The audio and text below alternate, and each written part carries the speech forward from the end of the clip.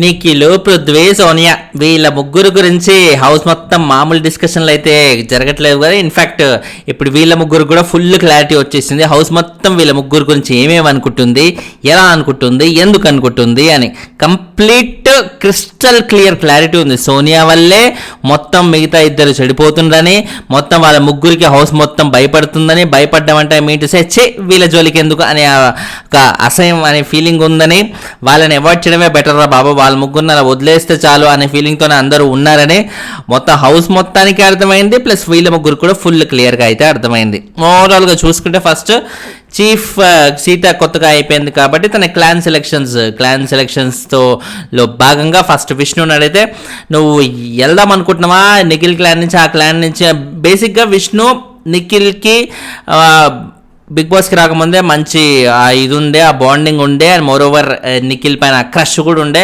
కానీ ఆ క్రష్ మొత్తం కంప్లీట్గా కాల్ కింద నలిపేసి క్రష్ చేసేసి ఇప్పుడు ఈ మా సీత క్లాన్లోకి రావాలనుకుంటుంది. ఎందుకు రావాలనుకుంటుంది?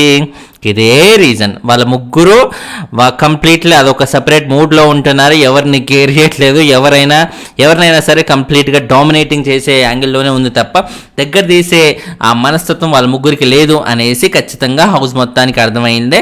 అందులో భాగంగా విష్ణుప్రియకి డెఫినెట్లీ నిఖిల్ మీద ఇంకా ఎక్కువ ఉంటుంది కాబట్టి ఆమెకి ఇంకెక్కువ అర్థమై ఆ బాధలో నిఖిల్ క్లాన్ నుంచి బయటకు వచ్చి సీత క్లాన్లోకి రావాలని తను అనుకుందనమాట. అంటే తనకి తగిన రికగ్నిషన్ లేదు అని చెప్పుకుంటూ పైన ఒక రీజన్ చెప్పేసి ఆయన బయటకు వచ్చేసిన తర్వాత సోనియా ఆబ్వియస్లీ ఆమె ఎటు పోతుంది. స్టార్టింగ్లో మీరు చూసుకుంటే ఫస్ట్ వీక్లో నిఖిల్ లాంటి స్ట్రాంగ్ కంటెస్టెంట్ ఉన్న క్లాన్లోకి నేను వెళ్తే ఏం బాగుంటుంది, ఆపోజిట్ క్లాన్లో ఉంటే నిఖిల్తోనే నేను పోటాపోటీ గాడి నన్ను నేను ప్రూవ్ చేసుకుంటా అన్నట్టుగా ఆ ఫైటింగ్ స్పిరిట్తో ఉన్న సోనియా ఇప్పుడు నిఖిల్ క్లాన్లో ఆల్రెడీ ఉన్నా కూడా మళ్ళీ నిఖిల్ క్లాన్లోకి వెళ్దామనే డెసిషన్ తీసుకుంది తప్ప వేరే ఆపోజిట్ క్లాన్లోకి రావాలని లేదు. ఎందుకు లేదు అంటే ఇప్పుడు ఆపోజిట్ క్లాన్లో వాళ్ళు ఎలాగో అందరూ క్లోజ్ ఉంటున్నారు, ఎవరికి వాళ్ళు చాలా బాండింగ్ ఉన్నారు.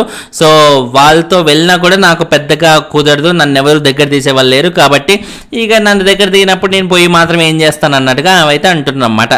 సో వేరే క్లాన్లో అందరు క్లోజ్ ఉంటుండ్రంట, బాండింగ్తో ఉంటుండ్రంట. మరి నిఖిల్ పృథ్వీతో చేసేది ఏంటి? బాండింగ్ కాదా అది? అదేంటది? బైండింగ్ వరకా లేకపోతే బజ్జీలు వేయడమా ఏంటది అది? సో నైనిక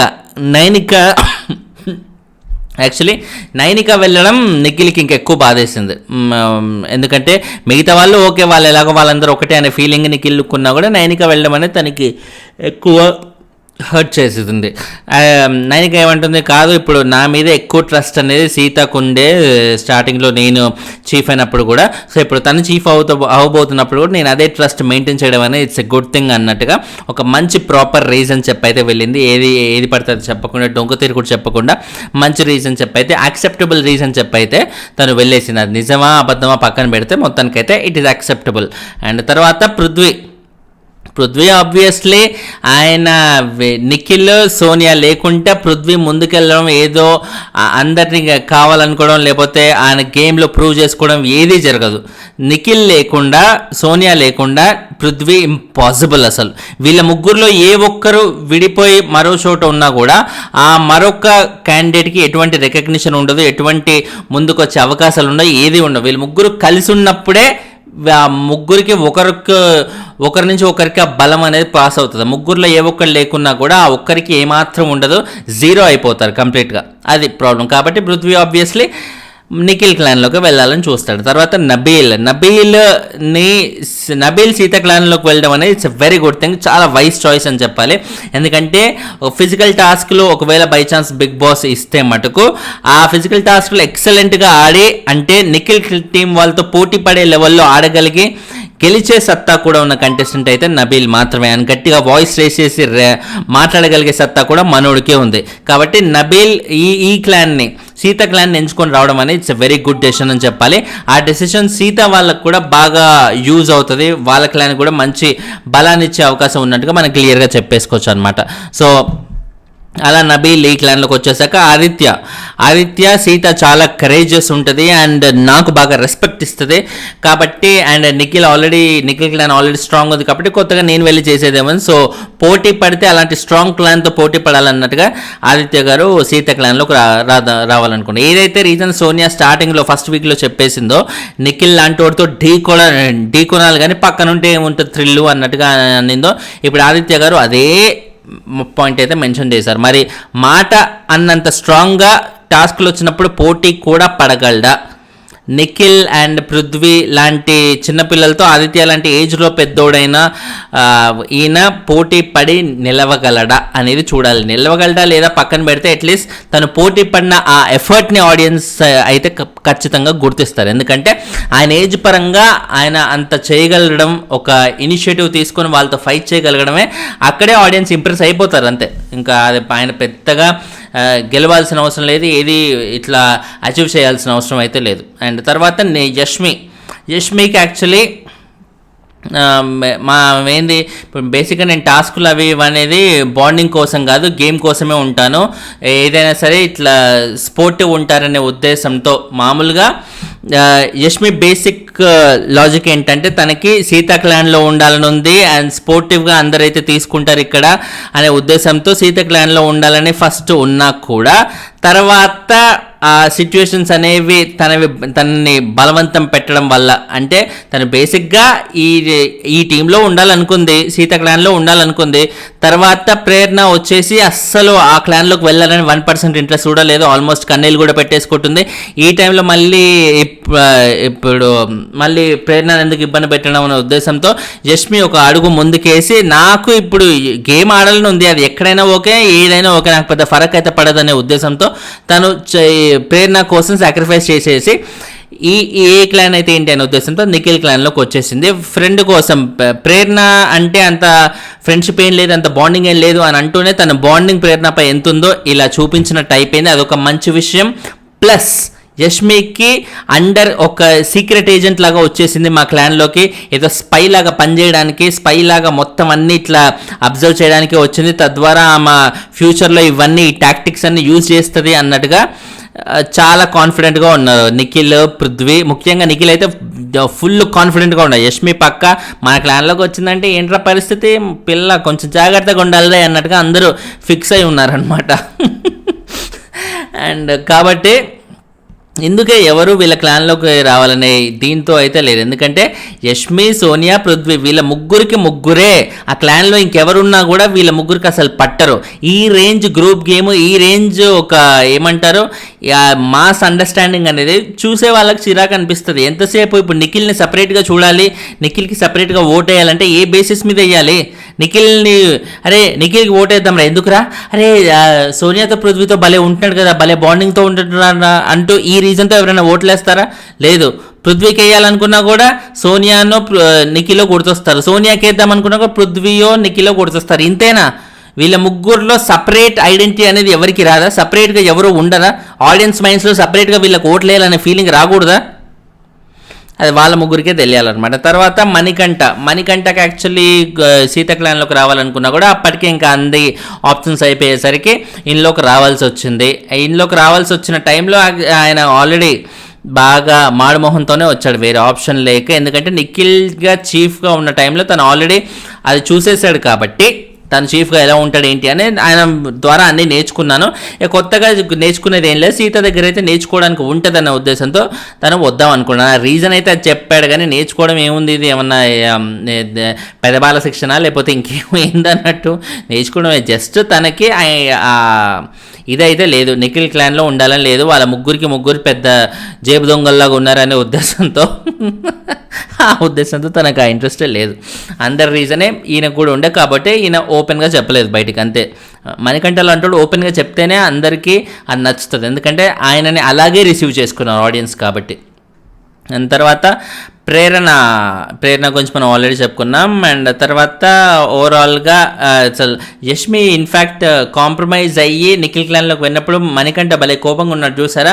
మరి నేను రావాలనుకున్నప్పుడు ఎందుకు రాలే, నాతో ఎందుకు స్వాప్ చేసుకోవాలి అంటూ ఇమీడియట్గా వాయిస్ అయితే రేజ్ చేశాడు. ఎక్కడ ఏ చిన్న సందు ఉన్నా కూడా మణికంఠ అస్సలు వదలడు, ఇమీడియట్గా దూసుకెళ్ళిపోతూనే ఉంటాడు అనమాట. అది మంచి అలవాటు, అది దూసుకెళ్ళిపోవాలి. ఇప్పుడు బిగ్ బాస్ కూడా ఇప్పుడు రేపు పొద్దున వీకెండ్ ఎపిసోడ్లో నాగార్జున గారు అడిగినప్పుడు కూడా మరి యష్మి ఎక్స్చేంజ్ ప్రేరణ కోసం అయినప్పుడు నీ కోసం ఎందుకు అవ్వలేదా, నువ్వు ఎందుకు అడగలేదు మనకంటే, అంటే నువ్వు భయపడ్డావా యష్మికి, నీకంత సీన్ లేదా అడగడానికి అన్నట్టు ఇవన్నీ క్వశ్చన్స్ వస్తాయి. కాబట్టి ఆ క్వశ్చన్స్కి ఏమాత్రం ఆస్కారం లేకుండా మనకంటే ఎప్పటికప్పుడు ఆయన లోపల ఉన్న ఫీలింగ్ అనేది కంప్లీట్గా బయటికి ఎక్స్ప్రెస్ చేసేస్తున్నాడు అనమాట. సో అది. అండ్ తర్వాత సీత అండ్ నబిల్ వీళ్ళిద్దరు మాట్లాడారు. అసలు చూసారా, వాళ్ళిద్దరు తప్ప, సోనియా అండ్ పృథ్వీ తప్ప మిగతా ఎవరు హౌస్లో అలా క్లాన్లోకి వెళ్దాం అనుకోలేదు. నా క్లాన్లోకి వద్దాం అనుకున్నారు అంటే సీత బాగా మురిసిపోతుంది. బట్ సీతని నచ్చి వాళ్ళ క్లాన్లోకి వచ్చిన వాళ్ళకంటే కూడా వాళ్ళ ట్రయోని, ఆ ముగ్గురిని అసహించుకొని అబ్బా వాళ్ళతో ఎవరు పోతారా బాబు అని ఆ ఫీలింగ్తో సీత క్లాన్లోకి వచ్చిన వాళ్ళే ఎక్కువ, సీతని ఇష్టపడి వచ్చిన వాళ్ళకంటే. సో ఇది రెండింటికి చాలా ఫరక్ ఉంటుంది. సీతకు కూడా అది తెలుసు, ఎందుకంటే ఆమెకు కూడా ఎలాగో అదే ఫీలింగ్ ఉంది వాళ్ళ ముగ్గురు మీద, కాబట్టి అదైనా ఆనందమే. సో బేసిక్గా ఆ ఫేస్లో స్మైల్ చూసి నాకు అర్థమైందనమాట, సీత ఫేస్లో చాలా హ్యాపీగా ఉన్నట్టుంది, అందరూ ఈమె క్లాన్ని చూస్ చేసుకున్నందుకు అన్నట్టుగా అనిపించింది. తర్వాత అంటే బేసిక్గా వాళ్ళు అలాగే ఉన్నారు కదా. ఇన్ఫ్యాక్ట్ మనం చూసుకుంటే రెడ్ ఎగ్ విషయంలో కూడా ఆయన వెళ్ళి సోనియాకే ఇచ్చాడు టాస్క్. ఆమె ఏమాత్రం ఆడుకున్నా కూడా అలా ఫేవరెటిజంగా వాళ్ళకి ఫేవర్ చేసుకుంటున్నారు కాబట్టి అందరూ ఆ క్లాన్లోకి వెళ్ళడానికి ఇష్టపడట్లేరు అనే ఫీలింగ్తో సీత అన్నది అండ్ జరిగేది కూడా అదే. దాని తర్వాత సోనియా అండ్ పృథ్వీ, సో వీళ్ళిద్దరు మాట్లాడుకునేది ఏంటి, సోనియా బేసిక్గా నన్ను మీ ఇద్దరు బాగా కన్సిడర్ చేస్తుండ్రు, నన్ను మీ ఇద్దరు దగ్గర తీస్తున్న ఉద్దేశంతోనే అందరికి అదే దీంతో మనల్ని దూరం పెట్టారు, మన క్లాన్కి రావాలని అనుకోలేదు. ఓకే, నా వల్ల ఇదంతా డిస్టర్బెన్స్ వస్తుంది, ఓకే, బట్ మీ ఇద్దరు ఫ్రెండ్సే కదా వాళ్ళకి. ఇప్పుడు నువ్వు కానీ, అంటే పృథ్వీ కానీ నిఖిల్ కానీ అందరికీ ఒక మంచి ఒపీనియన్ ఉంది కదా, నా వల్ల కదా టోటల్ డిస్టర్బెన్స్ వచ్చింది. సో నన్ను పక్కన పెట్టి నిఖిల్నో పృథ్వీనో మీ ఇద్దరినో దగ్గర తీయొచ్చు కదా అని సోనియా అంటుందన్నమాట. అలా ఎలా దగ్గర తీస్తారు, క్లాన్లో ఈమె ఆల్రెడీ ఉన్నప్పుడు ఎలా వస్తారు? నిఖిల్ని ఇప్పుడు సపరేట్గా చూడాలంటే, సపరేట్గా వచ్చి మాట్లాడాలంటే ఎలా పాసిబుల్ అవుతుంది? ఎందుకంటే నిఖిల్తో ఏం చెప్పుకున్నా, ఏం షేర్ చేసుకున్నా కూడా వెంటనే సోనియా దగ్గరికి వెళ్తుంది, సోనియా ఒపీనియన్ కోసం మళ్ళీ వచ్చి రచరచ చేసేస్తుంది అని ఆ మాత్రం తెలీదా? పృథ్వీకి ఏమాత్రం చెప్పినా వెంటనే వెళ్ళి సోనియాకి చెప్పేస్తాడని ఆ మాత్రం భయం వేయదా ఎవరికైనా కూడా? So simple logic. సోనియా లాంటి తెలివిగల అమ్మాయి తీయడం అనేది ఇక్కడ ఆలోచించదగ్గ విషయం అనమాట. ఎందుకంటే she intentionally trying to prove బయటికి ఇప్పుడు ఆమె వల్ల నెగిటివిటీ వచ్చింది అనేది అందరూ ఫీల్ అవుతున్నారు కాబట్టి ఆ నెగిటివిటీ నా ఒకదానికి ఎందుకు, అందరికీ షేర్ చేయాలనే ఉద్దేశంతో ఇవన్నీ చేస్తున్నట్టుగా మనం అర్థం చేసుకోవాలన్నమాట.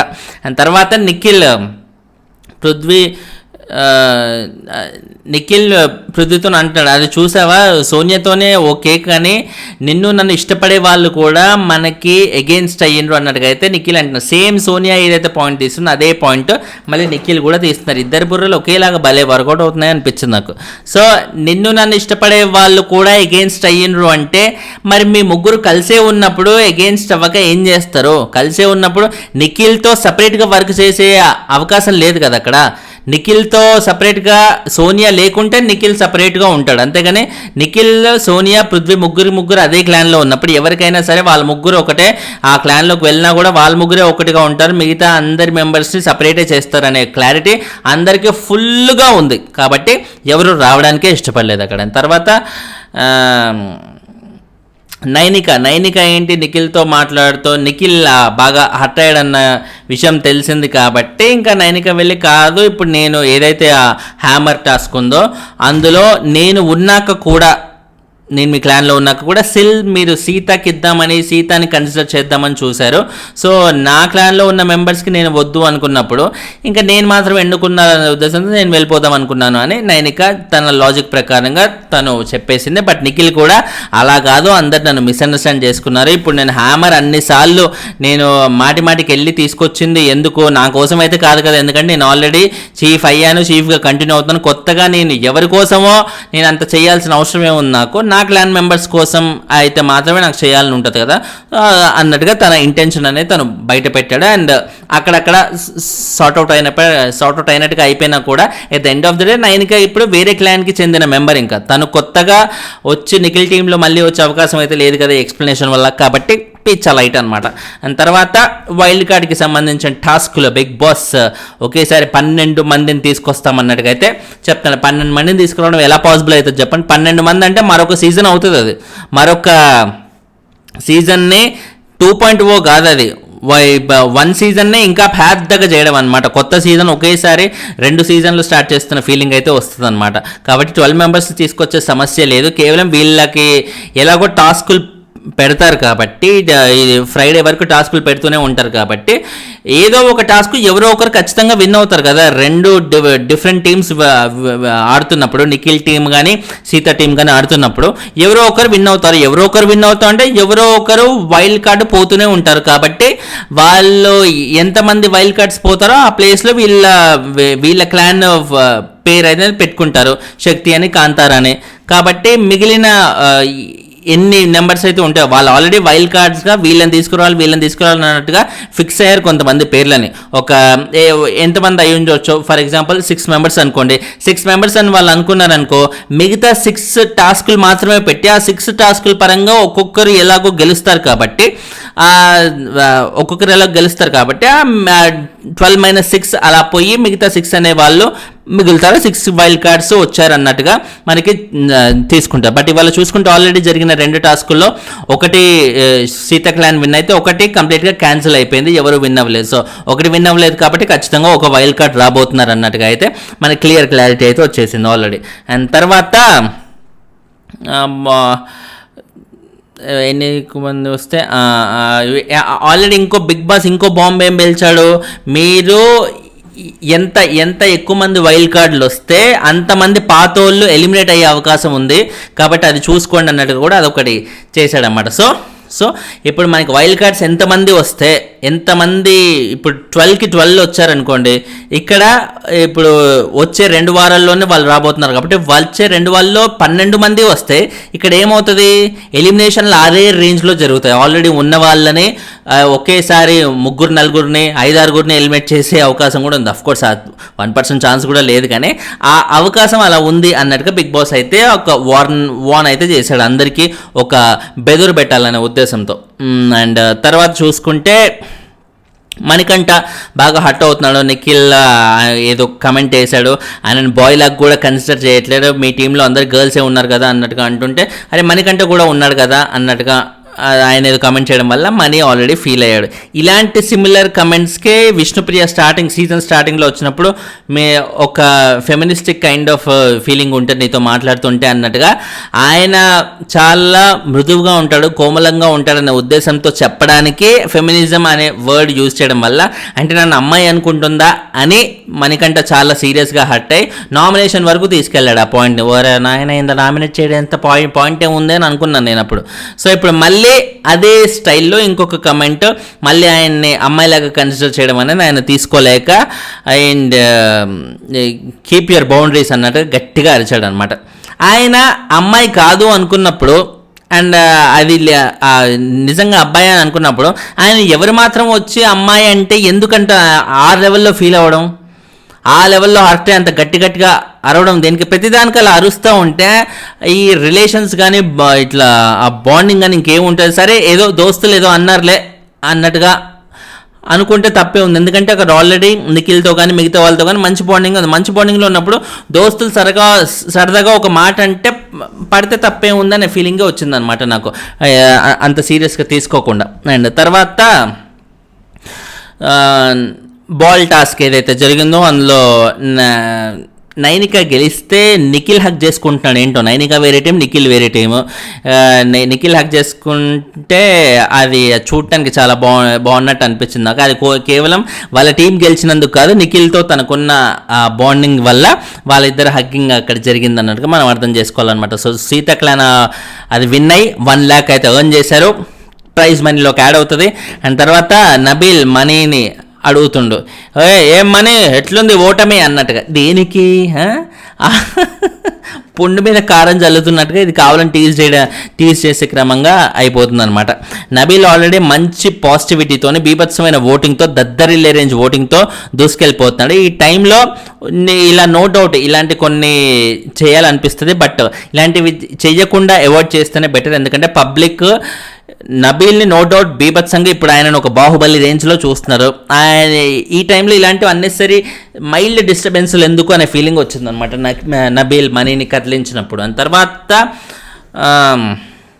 ఓడిపోయినందుకు వాళ్ళ టీం నుంచి ఒకరిని డిస్క్వాలిఫై చేయమంటే వాళ్ళు ఆలోచించి ఏ విధంగా చూసినా కూడా మనీయే అర్హుడు కాదు అన్నట్టుగా వాళ్ళు అనుకొని, అండ్ మోరోవర్ ఇద్దరు బాయ్స్ ఇద్దరు గర్ల్స్ ఉంటే చూడటానికి కూడా బాగుంటుంది కదా ఉద్దేశంతో మనీని ఆ విధంగా డిస్క్వాలిఫై అయితే చేసేసారు. అండ్ ఆయన కూడా స్టార్టింగ్లో కొంచెం ఫైట్ చేసినా కూడా యష్మి లాంటి వాళ్ళతో ఫైట్ చేయాలి, ఎందుకంటే ఫైట్ చేయకుండా బ్లైండ్గా ఒప్పుకున్నారు అనుకోండి బిగ్ బాస్ వాళ్ళు ఆబ్వియస్లీ మళ్ళీ నాగార్జున గారు వీకెండ్లో వచ్చి క్లాస్ పీకుతారు. కాబట్టి మనీ మ్యాక్సిమం తను ఎంత ఫైట్ చేయగలడో అంత ఫైట్ అయితే చేశారు. But at the end of the day అందరూ ఒకే ఒపీనియన్తో ఉన్నారు, మనీనే డిస్క్వాలిఫై చేసే ఉద్దేశంతో ఉన్నారు. కాబట్టి ఆయన కూడా చివరికి మటుకు స్పోర్టివ్గానే తీసుకున్నాడు. ఓకే ఫైన్, అవునా సర్లే ఓకే ఫైన్, మీరైతే గెలవండి, మంచిగా ఆడండి మరి అన్నట్టుగా స్పోర్టివ్గా తీసుకుని స్మైల్తోనే అందరిని హక్ చేసుకొని అలా క్లోజ్ చేశాడు అక్కడ ఆ పాయింట్ని. అండ్ తర్వాత నిఖిల్ సోనియా అండ్ పృథ్వీతో ఏంటి యష్మి గురించి బేసిక్గా యష్మి టాస్క్లు ఆడుతుందా, బాగా ఆడుతుంది, కానీ తనకి ఏమీ రాకుండా అయితే ఉండదు. తనకి మంచి ప్రాఫిట్ ఉంటేనే she will give her best. తనకు ప్రాఫిట్ లేనిది డెఫినెట్లీ తనకు అది మైండ్లో తొలుస్తూ ఉంటుంది. ఇప్పుడు మన టీంలోకి వచ్చింది కూడా ఒక మన దగ్గర ఉన్న లూప్ హోల్స్ కానీ మన దగ్గర ఉన్న టెక్నిక్స్ కానీ అవన్నీ పట్టేసి దానికి క్రమంగా ఫ్యూచర్లో తను గేమ్ని ఇంప్రూవ్ చేసుకోవడానికి మన క్లాన్లోంచి బయటికి వెళ్ళి మనం దెబ్బ కొట్టాలనే ఉద్దేశంతో ఇవన్నీ చేసింది అన్నట్టుగా చాలా కాన్ఫిడెంట్గా చెప్తున్నారు. బట్ యష్మిలో డెఫినెట్లీ ఆ తెలివితేటలు ఉన్నాయి, ఆ గ్రాస్పింగ్ పవర్ ఉంది, అన్నీ ఉన్నాయి. బట్ ఈ టీంలోకి వచ్చి ఎంత బాగా అవన్నీ యూజ్ చేసుకుంటుంది అనేది చూడాలన్నమాట. ఇదే తెలివితో ఉంటే డెఫినెట్లీ వీళ్ళ సొంత క్లాన్లోని సొంత మెంబర్స్తోనే యష్మికి లొల్లయ్యే అవకాశాలు అయితే ఫుల్గా ఉన్నాయి. ఆ లొల్ల అయితే చూడటానికి చాలా బాగుంటుంది, ఎందుకంటే యష్మి బయట వాళ్ళతో లొల్లి పెట్టుకుంటే ఏం మజా ఉంటుంది, ఆపోజిట్ క్లాన్తో లొల్లి పెట్టుకుంటే ఏం మజా ఉంటుంది. సొంత క్లాన్తోనే పెట్టుకుంది అనుకోండి రచ్చ లేపొచ్చు అనమాట ఓవరాల్ సిచ్యువేషన్ని. ఎందుకంటే ఆల్రెడీ మనకి యష్మి అండ్ సోనియాకి లొల్లి అయింది నిన్నటి ఎపిసోడ్లో, కానీ ఇవాళ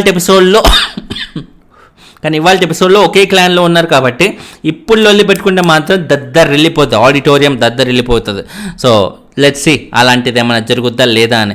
తర్వాత మహాతాలి టాస్క్ ఏదైతే ఫుడ్ టాస్క్ ఇచ్చారో సోనియా వర్సెస్ నబీల్ వీళ్ళిద్దరూ తిని ఇక అయ్యే పని కాదులే అని తర్వాత యష్మి ఆదిత్య కూడా తోడొచ్చి వాళ్ళు కూడా తింటూ ఎంతమంది అని తింటారో ఎలా అని తిడతారో ఒక లిమిటెడ్ టైంలో వాళ్ళ టైం లిమిట్ పెట్టడం అనేది అక్కడ వాళ్ళకి ఇది వచ్చిందన్నమాట. లేకపోతే టైం లిమిట్ లేకపోతే మాటకు అలాగే తినని రా మొత్తానికైతే కంప్లీట్ చేయండి అంటే ప్రశాంతంగా అలా తింటూ పోయేవాళ్ళేమో ఎన్ని గంటలైనా సరే.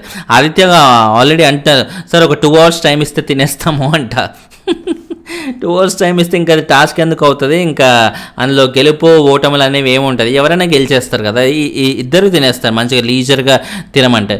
ఎందుకంటే 2 hours అంటే ఆ పాటికి ఫస్ట్ అవర్లో కానీ ఫస్ట్ హాఫ్ అన్ అవర్లో తిన్నదంతా అరిగిపోతుంది. కాబట్టి మెల్లిమెల్లిగా ఆబ్వియస్లీ ఈజీగా తినగలిగే ఒక అవకాశం అయితే ఉంటుంది అది. కాబట్టి బిగ్ బాస్ ఇవన్నీ చూసే 40 minutes టైం మాత్రమే ఇచ్చారు. 40 minutes టైంలో ఇద్దరి వల్ల కూడా కాక ఈ టాస్క్ అనేది అక్కడ క్యాన్సిల్ అయిపోయింది. క్యాన్సిల్ అవడం వల్ల ఏమవుతుంది, ఆబ్వియస్లీ పాయింట్ అనేది వైల్డ్ కార్డ్ వాళ్ళకి వెళ్ళిపోయి ఒక వైల్డ్ కార్డ్ ఎంట్రీ అనేది కన్ఫర్మ్ అయినట్టుగా మనకు చెప్పుకోవచ్చు అనమాట. వైల్డ్ కార్డ్ ఎంట్రీస్ ఎవరెవరు వస్తున్నారు ఏంటి అనేది ఆల్రెడీ నేను వీడియో కూడా చేశాను. ఒక 4 ముక్కు అవినాష్ కానీ ఆల్రెడీ వచ్చిన కంటెస్టెంట్ ముక్కు అవినాష్, ఇంకెవరు అనుకున్నాం హరితేజ, రోహిణి, ఇలాంటి వాళ్ళైతే లేకపోతే లాస్ట్ సీజన్ ఈ అమ్మాయి పేరు ఏంటి శివాజీ వాళ్ళతో చాలా క్లోజ్గా ఉండే అమ్మాయి, ఫస్ట్ వీక్లోనే వెళ్ళిపోయిన అమ్మాయి, ఆ అమ్మాయి కూడా రాబోతున్నట్టుగా అయితే తెలుస్తుంది, నైని పావని. సో వీళ్ళ నలుగురితో పాటు ఇంకొంతమంది పేర్లు కూడా బాగా వినిపిస్తున్నాయి. సో ఎవరెవరు ఏంటి అనేది మనకు క్లారిటీగా తెలియాలి అంటే మరికొన్ని రోజుల్లో ఎక్కువ క్లారిటీగా తెలిసే అవకాశం అయితే ఉంది. Let's wait and see. Complete list already complete list ఇదేనంటూ సోషల్ మీడియాలో బాగా వైరల్ అవుతుంది ఒక లిస్ట్, ఒక 12 members లిస్ట్. అందులో దీప్తి సునైనా లాంటి వాళ్ళ పేర్లు కూడా ఉన్నాయి. దీప్తి సునైనా అసలు వచ్చే ఛాన్స్ 1% కూడా లేదు. చాలా కాన్ఫిడెంట్గా చెప్పేయచ్చు కొంతమంది పేర్లు అయితే. ఎందుకంటే ఆ సీజన్లో వాళ్ళు అనుభవించిన హ్యూమిలియేషన్ ఆ రేంజ్లో ఉందన్నమాట. ఆ రేంజ్లో దీప్తి సున్నైన హ్యూమిలియేషన్ అనుభవించి అంత చిన్న వయసులో ఏంటి అసలు తనిష్టం ఆమె చేసింది ఏంటి అదంతా అన్నట్టు చాలా అసహించుకున్నారు. అంత హ్యూమిలియేషన్ ఫేస్ చేసిన అమ్మాయి ఇప్పుడు తను మంచిగా సాంగ్స్ అని ప్రైవేట్ సాంగ్స్ అని అవి ఇవన్నీ హ్యాపీగా చేసుకుంటాను. ఆమెకి ఇప్పుడు బిగ్ బాస్ రావాల్సిన అవసరం కూడా లేదు, ఈ నెగిటివిటీ ఫేస్ చేయాల్సిన అవసరం అయితే అంతకంటే లేదు. కాబట్టి నాకు తెలిసినంత వరకు తను రాదనే 99% నేను అనుకుంటున్నాను. అన్లెస్ అండ్ అంటిల్ ఇన్ని ఇయర్స్లో తన మూడ్ చేంజ్ అయ్యి ఏమన్నా ఇంకా కెరియర్ చేంజ్ కోసం ఏమన్నా రావాలనుకుంటుందో, లేకపోతే మంచి పే ఆఫర్ చేస్తే రావాలనుకుంటుందో, మరి ఏంటో ఫ్యాక్టర్స్ అయితే తెలియదు. కానీ నాకు తెలిసినంత వరకు తను ఫేస్ చేసిన హ్యూమిలియేషన్ ప్రకారంగా అయితే రాదనే నేను ఖచ్చితంగా అనుకుంటున్నాను. ఓవరాల్గా చూసుకుంటే అది ఎపిసోడ్ మీకు ఏమనిపించింది కనుక కమెంట్ అయితే చేసి చెప్పండి. ఛానల్ అయితే సబ్స్క్రైబ్ చేసుకోండి. లైకులు కొడుతూ అంటే వీడియోలు ఎక్కువ మంది కనిపిస్తాయి. దయచేసి లైకులు మిస్ చేయకండి, మై సిన్సియర్ రిక్వెస్ట్. అదొక్కటే. ఇన్స్టాగ్రామ్ కూడా లైక్ చేస్తున్నాను, దిస్ ఈజ్ ఫనీ అని పేజ్ ఉంటుంది. అక్కడ ఇక్కడ నేను చిన్న చిన్న అప్డేట్స్ ఏమైనా ఉంటే అక్కడ పోస్ట్ చేస్తున్నాం. మీరు చాలా బాగా ఎంజాయ్ చేయొచ్చు. బాయ్.